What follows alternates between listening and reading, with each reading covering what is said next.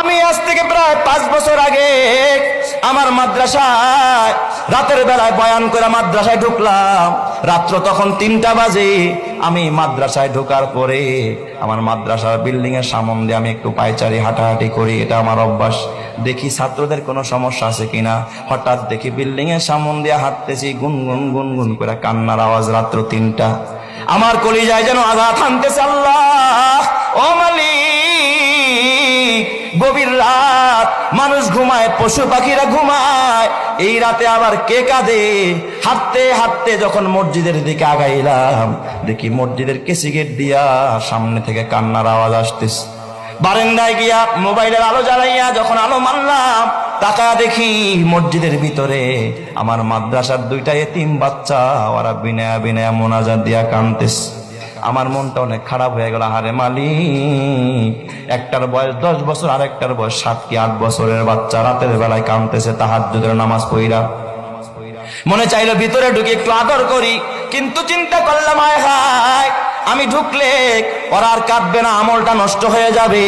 আমি আর ভিতরে ঢুকলাম না, উপরে চলে গেলাম আমার রুমে, হুজরাখানায়। ফজরের আজান হলো, মসজিদে আসলাম। আমি কাতারে দিয়ে হাঁটতেছি আর তালাশ করতেছি, দেখি ওই বাচ্চা 2টা কোথায়। হঠাৎ দেখি বাচ্চা 2টা মসজিদের পিছনের সফে। ওরা আমার মসজিদে ফজরের পর সূরা ইয়াসিনের আমল হয়, আসমায়ে হুসনার আমল হয়। ওই বাচ্চা 2টা সূরা ইয়াসিন পড়তেছে। আমি একটা ছেলের মাথায় হাত দিয়া বললাম, বাজান, দোয়া শেষ হইলে তোমরা 2জন আমার রুমে আসবা, তোমাদের সাথে আমার পার্সোনাল কিছু কথা আছে। ওরা 2জন দোয়া শেষ করে আমার রুমে গেছে। আমি কাছে বসাইতে চাইলাম খাটের ভিতর, আমার সাথে বসলো না। ছাত্ররা ওস্তাদের খাটে বসে না, আমার পায়ের সামনে বসেছে। বড় ছেলেটা বয়স 10 বছর হবে, ছোটটার বয়স 7 কি 8 বছর। জিজ্ঞাসা করলাম, মাথায় হাত দিয়া, বাজান, রাতের বেলায় তোমাদের 2জনকে কাঁদতে দেখছি, কারণটা কি খুলে বলো। বড় ছেলেটা জিজ্ঞাসা করার সঙ্গে সঙ্গে তাকায় দেখি হাউমাউ করে কাঁদতেছে, গাল বায়া বায়া পানির ফোঁটা পড়তেছে। আমার ডাক দিয়া, হুজুর আপনি কি চিনেন না? আমরা 2জন আপন ভাই, এটা আমার ছোট ভাই, আমার বাবা আজকে দুনিয়াতে বাইচা নাই। হুজুর আমরা 2জন এতিম, আমার মা, আমার ছোট্ট একটা বোন আছে, এই বোনটাকে নিয়ে একটা বস্তিতে ভাড়া থাকে। হুজুর মানুষের বাড়িতে বুয়ার কাজ করে, এটা দিয়ে আমাদের সংসার চালায় আর আমাদের পড়াশোনা হয়।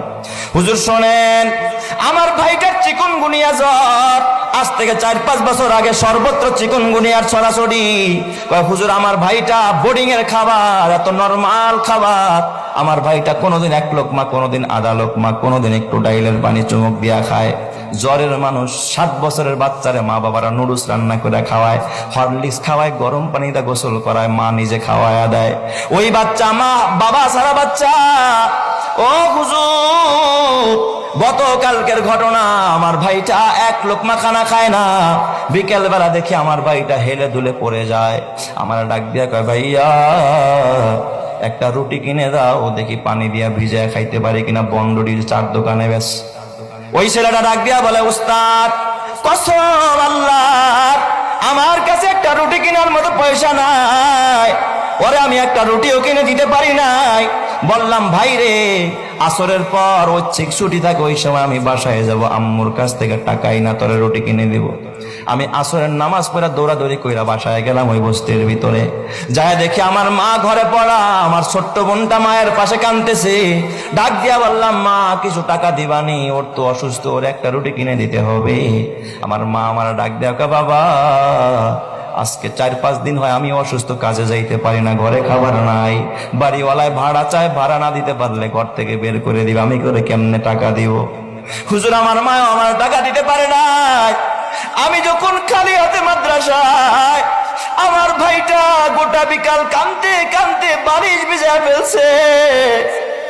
হুজুর আমাদের দেখার কেউ নাই, আমার বাবা যদি বেঁচে থাকতো, আমার বাবা আমাদের পাশে এসে দাঁড়াইতো, আমাদের খোঁজ খবর নিত। এই কথা শুইরা বাবা চোখের পানি রাখতে পারি না। আমার বাজান পকেটের মধ্যে অনেকগুলো টাকা ছিল, প্রায় 25,000 টাকার মতো। মাহফিল করে আসছি, রাতের বেলায় বের করে দিলাম, নে বাবা যা লাগে তুই সব নিয়ে যা। ওরা 2টা ভাই আমার পার মধ্যে জড়ায়, হুজুর টাকা লাগবে না, দোয়া করেন। আমি জোর করে 3,000 টাকা বের করে বললাম, 2,000 তোরা 2 ভাই নিবি, আর 1,000 টাকা তোর মাকে দিবি। ও আমার বাবা, তাইলে এরা কত অসহায়, এরা আল্লাহর কাছে কান্দে, কয় হুজুর রাতের বেলায় আমার সব ছাত্র ভাইরা ঘুমায়, আমার তো আর ঘুম হয় না।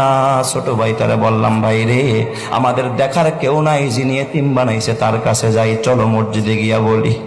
তাই আল্লাহর কাছে একটু কান্দা কান্দা বললাম, ও আমার বাজার, ওদের প্রতি খেয়াল রাখ। আল্লাহর নবী কয়, আনা ওয়া কাফিলুল ইয়াতিমি কাহাতাইনি ফিল জান্নাহ।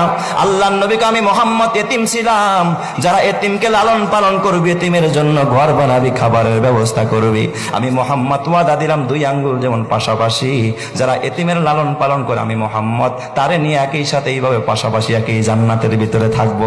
সুবহানাল্লাহ। আল্লাহর নবী কয়, আনা ওয়া কাফিলুল ইয়াতিমি কাহাতাইনি ফিল জান্নাহ। ও আমার বাজার, ও অত্র এলাকার ও ধনী মানুষেরা, ও ভাড়াটিয়া ভাইয়েরা, ও ব্যবসায়ীরা, তোমার হাতে পায়ে ধরা বলি, যেই সন্তানের জন্য এত স্বপ্ন, হতে পারে সন্তানের কারণে তোমাকে জাহান্নামে জ্বলতে হইতে পারে, আর এই যে মাদ্রাসার একজন এতিমকে খুশি করবা, এতিমের খাবারের ব্যবস্থা করবা, বিনিময়ে আমার রব্বুল আলামিন তোমাকে জান্নাত দান করবে।